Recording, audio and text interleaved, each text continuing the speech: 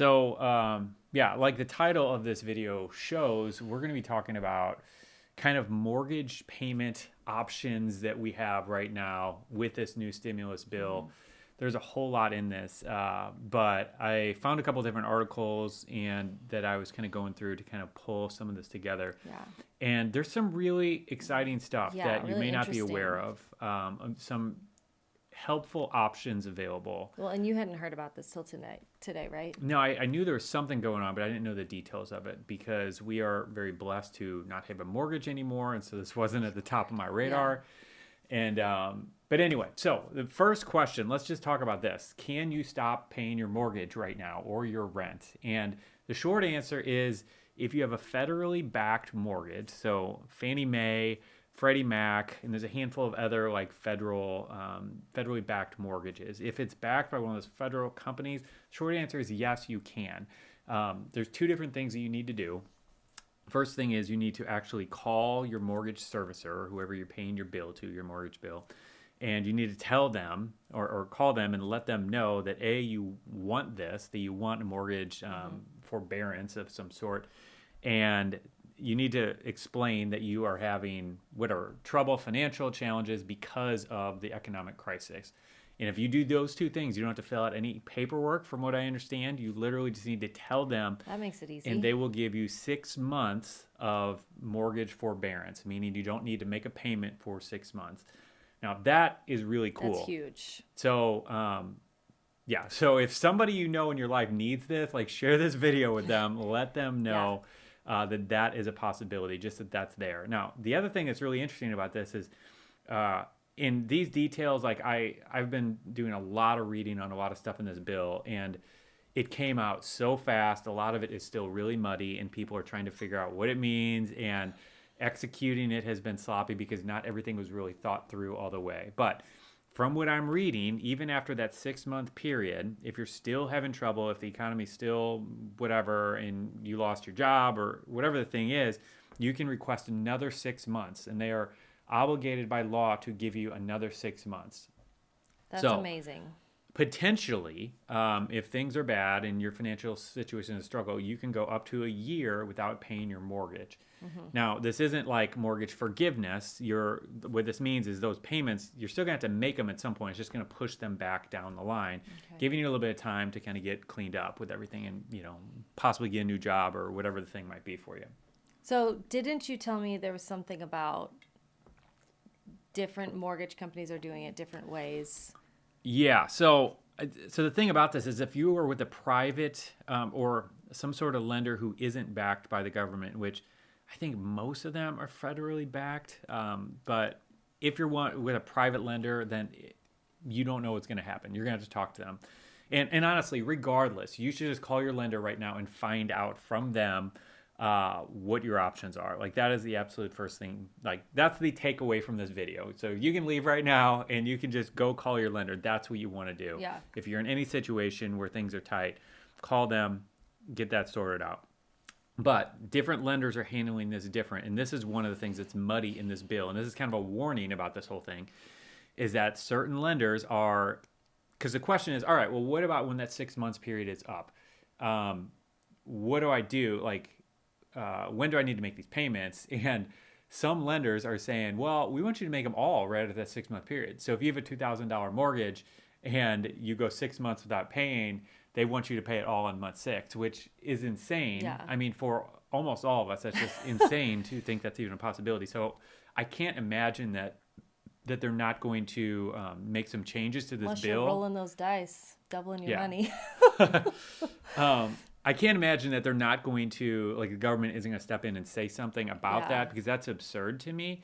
But you just need to know that is happening a little bit.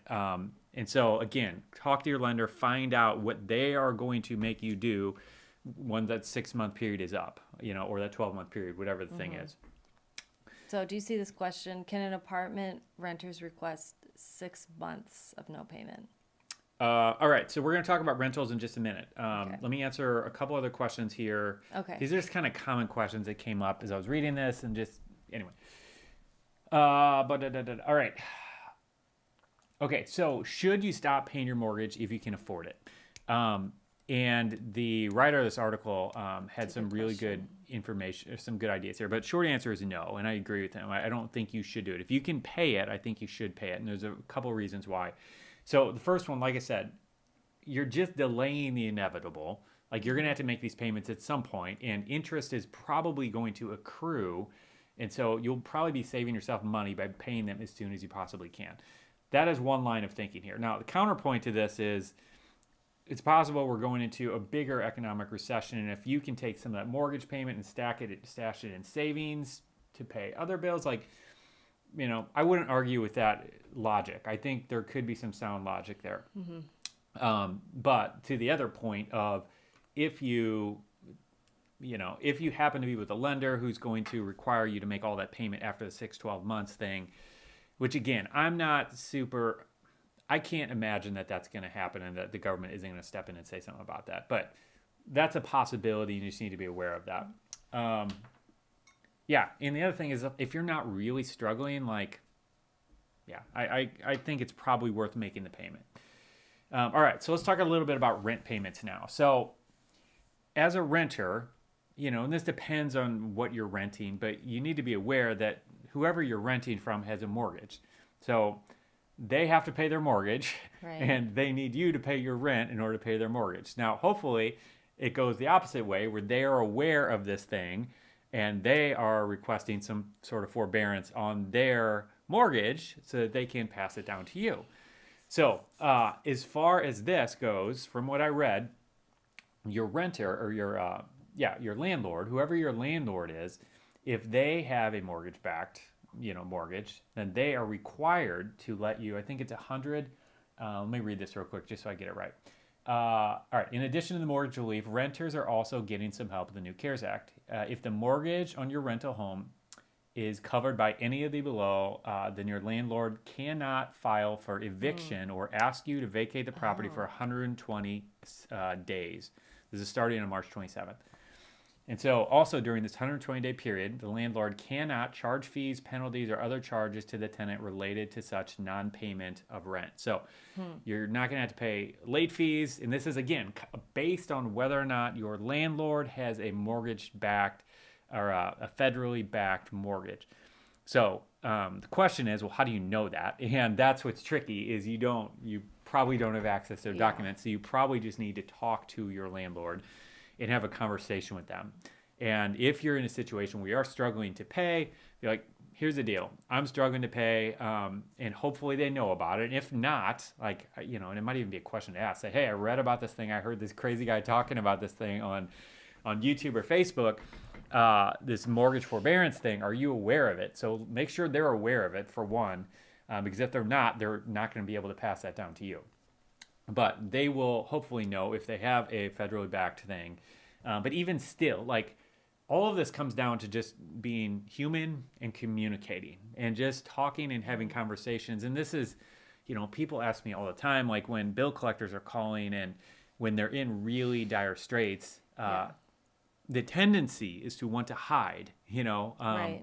We've both had bill collectors call, not a whole lot, but earlier in our lives, we had instances call, and it's terrifying. It's terrifying. And so you just want to no, I'm never answering the phone again, and hanging up on them and whatever. But that's the worst thing to do. The best thing is to talk to them. You have to talk to them. And just communication is absolutely key, and especially in a time like this. So that would be my recommendation to you regardless, is to talk to your landlord, talk to your mortgage company as soon as possible, and find out what your options are with them.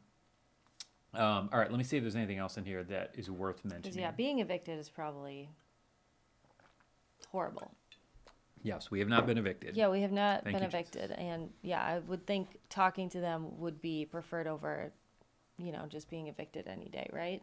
Yeah. And getting some preparation for that if you know it's going to happen, right? Yeah, for sure. And, if you are talking to your landlord and trying to figure this out, when possible, if this makes sense, I would try to get something on writing. If you guys come to an agreement, because I'm thinking there's going to be a lot of kind of casual-ish agreements. If it's a big apartment complex, I'm sure they'll formalize some things.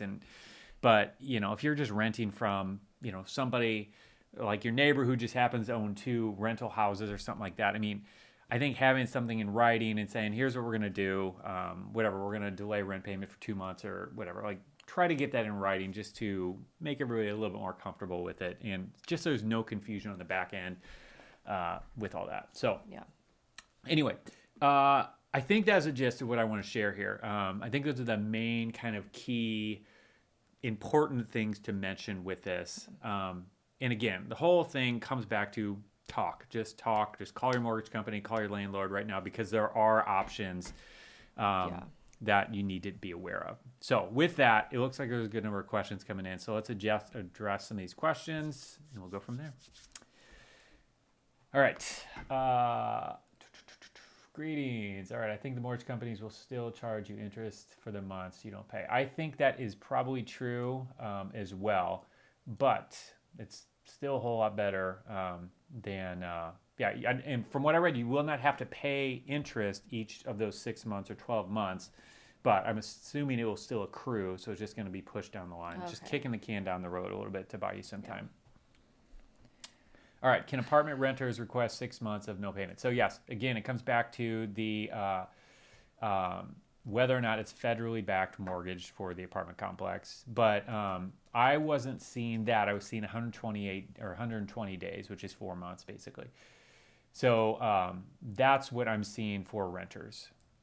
All right, I checked the forbear button in mine just to see what it said. It had a bunch of documents that had to be printed and signed, almost like it was rewriting the whole loan or something. Wow. Oh, wow. So when you say in yours, are you saying in like at your bank or something like that? With their mortgage lender, maybe? Yeah, because what I read, from what I've read, and I've read this in, I think, multiple different places, it said that you do not have to fill out paperwork specifically for this. Like the mortgage company just has to take your word that you were in financial hardship. Now, again, and I'm saying this with everything because I don't like getting things not right. I hate delivering incorrect information, which is really difficult with all the stimulus package to talk about because it's changing all the time. Like literally this PPP thing and this EDIL, if you don't know what that is, it's just some small business kind of stimulus things that they have going on. Like literally this morning, something changed, and this thing has been rolled out for almost a week when it first started. And they're still changing stuff in this documentation, like after the fact, after people have applied. They're all scrambling, trying to figure out how to get it done. Yeah, I mean, I